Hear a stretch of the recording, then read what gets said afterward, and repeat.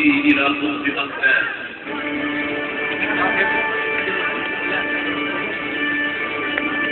أنا كنت عن ايوه دي الخربوشه احنا عارفها. كل ليلة بعد أن أنا على أنني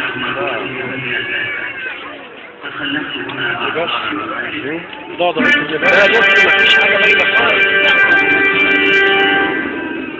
وأنا أتحقق ابن النوبة التقيت عرش مصر بعد أن وهنت سلالات أسرها الملكية، وقد أنشأت هناك أسرا من الأعمدة تهاوي، ولم يبق من معالمه الواضحة سوى واحد من أعمدة ذات التيكان البديع، كما أقمت مذبحا لقرابين الثورة المقدسة.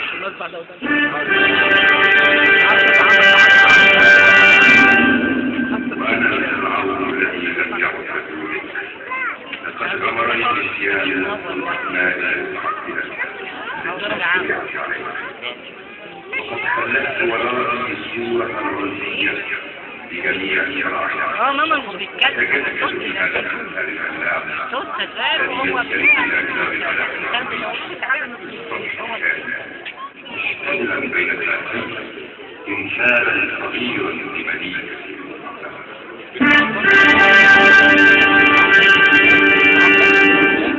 أنا رمسيس الثاني كيف واهب اهو. الرامسة يوما، وإني لأزهاد الذي أنشأ هذا الصرح الثاني منذ 3000 سنة، وهذان في الدلائل يحرسان باب الهجل الجنوبي منهما والذي لم يعبث الزمن كثيرا، ولكنه كثير كان يذكر التاريخ بحكمه الذي ذهب مذهب الأساطير.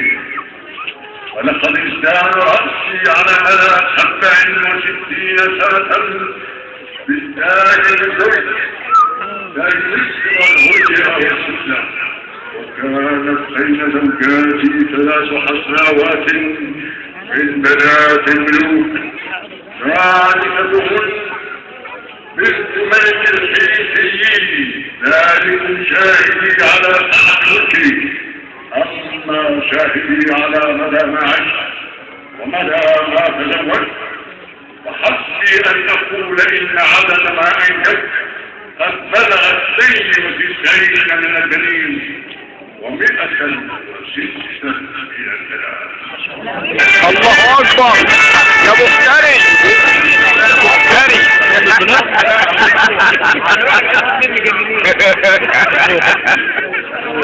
يا نهار ابيض.